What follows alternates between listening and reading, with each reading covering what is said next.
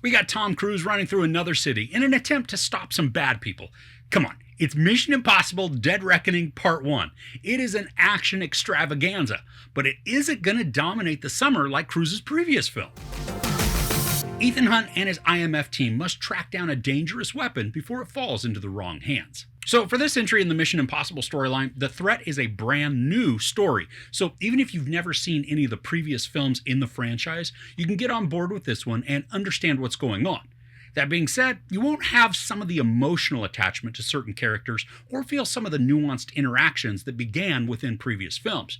But don't let not seeing any of the others prevent you from seeing this one if it sounds like something you'd want to watch. Tom Cruise returns as Ethan Hunt, and by now we sort of know what to expect from the character.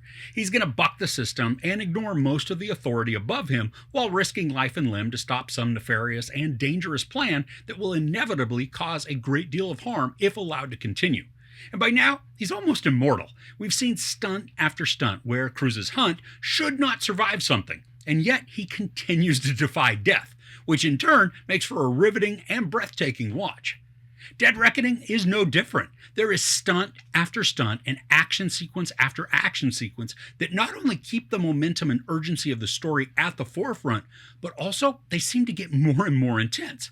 Now take for example the motorcycle stunt that's been shown to just death in trailers and all sorts of marketing for the movie.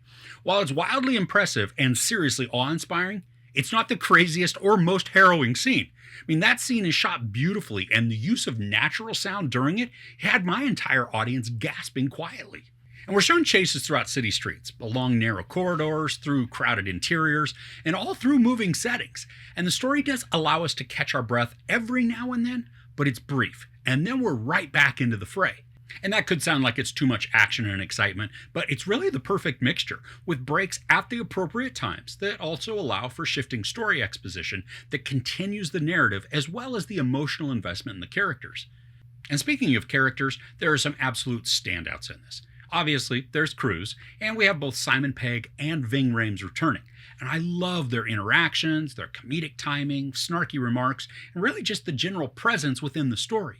The dynamic between all three is endearing, and it harkens all the way back to their first movie with the friendship and the camaraderie.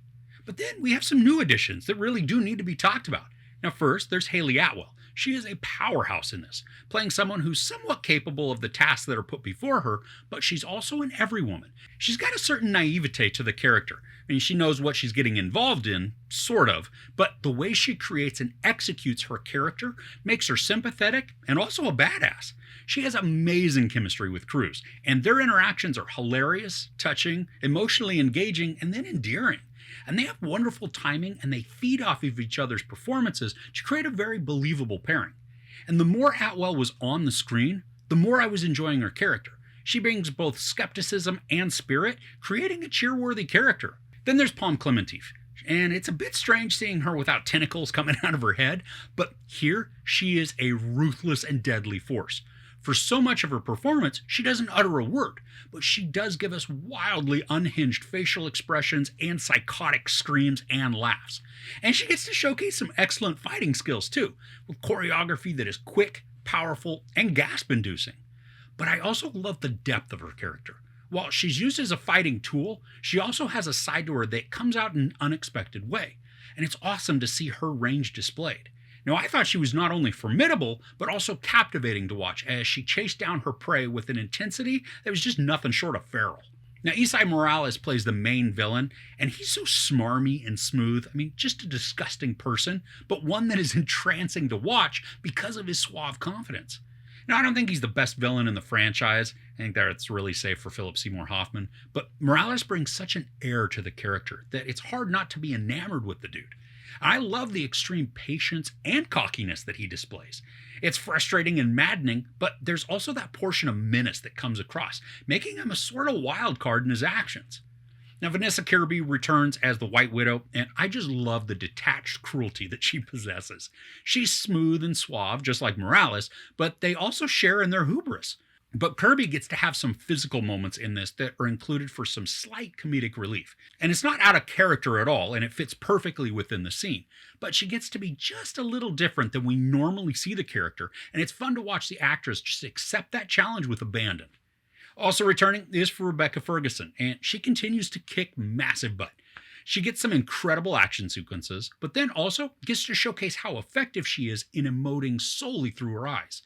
There's a scene where she doesn't really speak, but is communicating through her looks, and there's so many different emotions that we get to see cycle through her eyes in a matter of moments. It just shows how wonderful of an actor she is and doesn't have to rely on dialogue to create a captivating performance. Now, one final person I want to talk about is Shea Whigham. He's a new addition and really a complication to everybody. I love both the determination and frustration we get to see from him.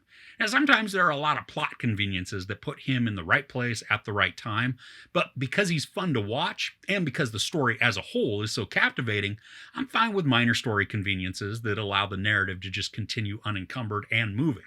But Whigham, he's both comedic and serious. He's not telling jokes or used as a punchline, he's just naturally funny in his timing and line delivery, nailing the perplexed and thwarted mindset as he encounters each new obstacle to defeat. Dead Reckoning feels like it has a lot more comedy in it than a lot of the previous movies. I'm not saying this is a laugh-out-loud comedy fest, but there are very lighthearted and sarcastically funny moments that are interwoven throughout the story. And so many of them feel natural and situational, so they don't come across as shoehorned or forced. Some of these, they don't even have dialogue attached. They're purely hilarious based on facial expressions and reactions by the actors to the things that are going on around them. Now, for instance, there's this chase sequence where Cruz is pursuing someone, and as he goes along, he's looking at the carnage to his left and his right, and while the look is subtle and brief, his disbelief and confusion, it is perfectly captured to elicit the right amount of laughs. I could feel what he was feeling, and that's an excellent ability to create and translate those palpable emotions in such brief instances. And there's so much more humor interspersed, and the mix of that with the intensity of the action and the drama, they work to create an even more engaging storyline and character interactions. And finally, there's the musical score. Lorne Balfe interweaves the iconic Mission Impossible theme with a score that raises the heart rate and creates just utter excitement. And when fear or dread are present, the music is capturing those emotions and enhancing the visuals to create a sequence that is captivating and heartbreaking. Music definitely makes the movie, and for this, it's stellar. Now, like I said, there are some story conveniences and certainly plot and character production that's present within this. None of it ruins the storytelling or creates such holes that they're hard to ignore. Most involve characters finding other characters or knowing where to be at the right time, and even a few stunts that are somewhat implausible. But for me, it didn't take away from the nail-biting anxiety that the sequences were creating. I think the largest drawback for this film is that the story isn't complete. Now, thankfully, the movie ends at a natural break point. Actions have been completed, and it's in a transition phase, so it's a great point to stop down.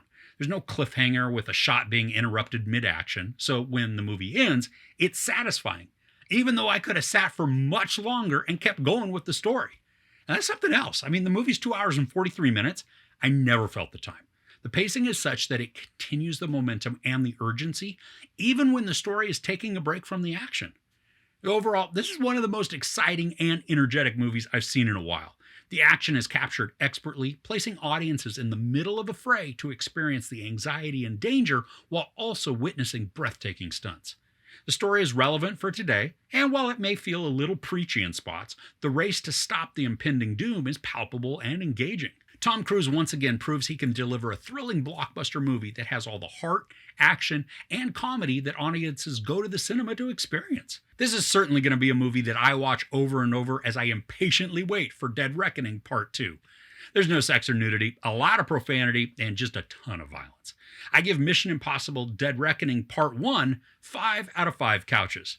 Now, truthfully, if the second part doesn't nail the landing, this score could go down a bit. But as a standalone, aside from an unresolved story, this is an amazing film to experience. What's your favorite Mission Impossible film?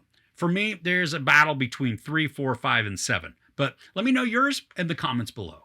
If you enjoyed this review, please give it a like. Also, don't forget to share and subscribe. I'm Chris. This is Movies and Munchies. Thanks for couching with me.